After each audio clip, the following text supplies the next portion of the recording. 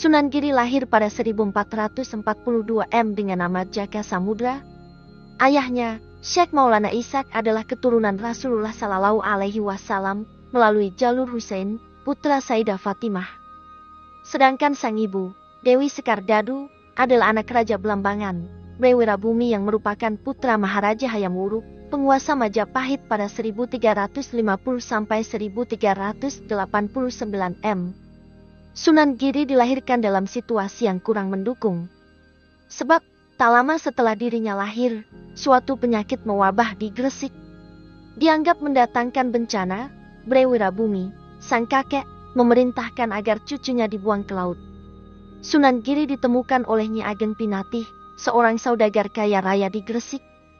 Sunan Giri kemudian dirawat dan dibesarkan Nyi Ageng Pinatih hingga berusia 7 tahun.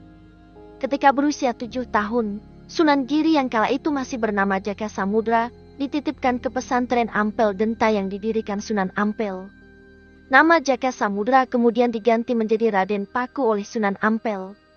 Di sanalah Sunan Giri belajar mengenai ilmu agama, Al-Quran, hadits, fikih, dan tasawuf di bawah asuhan Sunan Ampel. Ia diberikan gelar Maulana Ainul Yakin karena kecerdasannya menyerap ilmu agama. Setelah beberapa tahun mengenyam pendidikan di pesantren, Sunan Giri berangkat ke Tanah Suci. Dalam perjalanannya itu, ia menyempatkan diri untuk menemui Syekh Maulana Ishaq di Aceh. Oleh sang ayah, Sunan Giri disarankan untuk memperdalam ilmu agama dan diberi pesan untuk membangun sebuah pondok pesantren di daerah Gresik. Di awal abad 14 m, Kerajaan Belambangan diperintah oleh Prabu Menak Sembuyu, salah seorang keturunan Prabu Hayam Wuruk dari Kerajaan Majapahit. Raja rakyatnya memeluk agama Hindu dan ada sebagian yang memeluk agama Buddha. Pada suatu hari Prabu Menak Sembuyu gelisah, demikian pula permaisurinya, pasalnya putri mereka satu-satunya telah jatuh sakit selama beberapa bulan. Sudah diusahakan mendatangkan tabib dan dukun untuk mengobati, tapi sang putri belum sembuh juga. Memang pada waktu itu kerajaan Belambangan sedang dilanda pegebluk atau wabah penyakit. Banyak sudah korban berjatuhan. Menurut gambaran babat tanah Jawa, esok sakit sorenya mati. Seluruh penduduk semangat prihatin, berduka cita dan hampir semua kegiatan sehari-hari menjadi macet total. Atas saran permaisuri, Prabu Menak Sembuyu kemudian mengadakan sayembara yang isinya, barang siapa yang dapat menyembuhkan putrinya, bila lelaki akan diambil menantu, dan bila perempuan akan diangkat sebagai saudara. Dan barang siapa yang bisa mengusir wabah penyakit di Belambangan, akan diangkat sebagai bupati atau raja muda.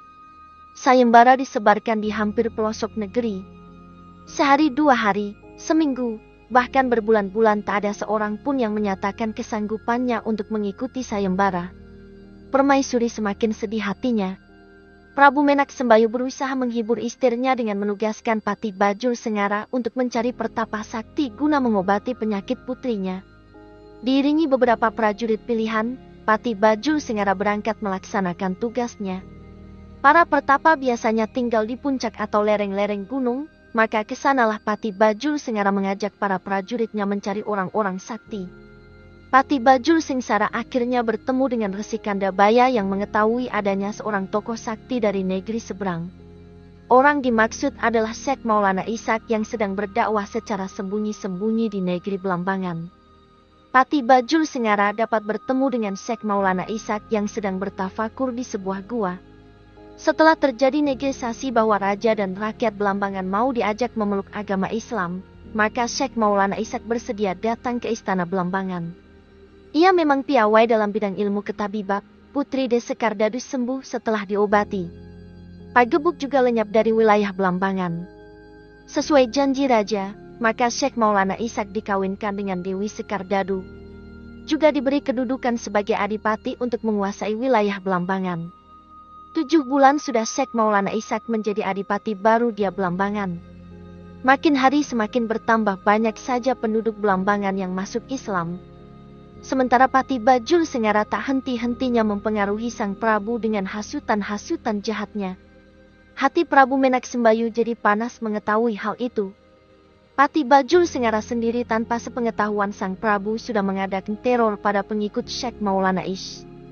Para pengikut Syekh Maulana Ishaq diculik, disiksa, dan dipaksa masuk kembali kepada agama lama. Walau kegiatan itu dilakukan secara disembunyi-sembunyi dan rahasia, namun pada akhirnya Syekh Maulana Ishaq mengetahui juga. Syekh Maulana Ishaq sadar, bila hal itu diteruskan akan terjadi pertumpahan darah yang seharusnya tidak perlu. Kasihan rakyat jelata yang harus menanggung akibatnya. Maka dia segera berpamit kepada istrinya untuk pergi meninggalkan Blambangan. Pada saat itu Dewi Sekardadu sedang hamil 7 bulan. Demikianlah, pada tengah malam, dengan hati berat karena harus meninggalkan istri tercinta yang sedang hamil 7 bulan, Syekh Maulana Ishaq berangkat meninggalkan istri tercinta yang sedang hamil 7 bulan. Syekh Maulana Ishaq berangkat meninggalkan Blambangan seorang diri. Esok harinya sepasukan besar prajurit Blambangan yang dipimpin Pati Bajul Sengara menerobos masuk wilayah kadipaten yang sudah ditinggalkan Syekh Maulana Ishaq. Tentu saja Pati Kecele, walau seluruh isi istana diobrak-abrik, dia tidak menemukan Syekh Maulana Ishaq yang sangat dibencinya. 2 bulan kemudian dari rahim Dewi Sekardadu lahir bayi laki-laki yang elok rupanya. Sesungguhnya Prabu Menak Sembuyu dan permaisurinya merasa senang dan bahagia melihat kehadiran cucunya yang montok dan rupawan itu. Bayi itu lain daripada yang lain, wajahnya mengeluarkan cahaya terang. Lain halnya dengan Pati Bajul Sengsara. Dibiarkannya bayi itu mendapat limpahan kasih sayang keluarga istana selama 40 hari. Sesudah itu dia kembali menghasut Prabu Menak Sembuyu. Kebetulan pada saat itu wabah penyakit kembali berjangkit di Blambangan, maka Patih sengaja bikin ulah lagi.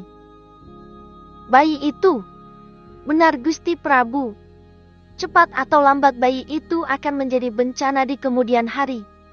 Wabah penyakit ini pun menurut dukun-dukun terkenal di Blambangan ini disebabkan adanya hawa panas yang memancar dari jiwa bayi itu.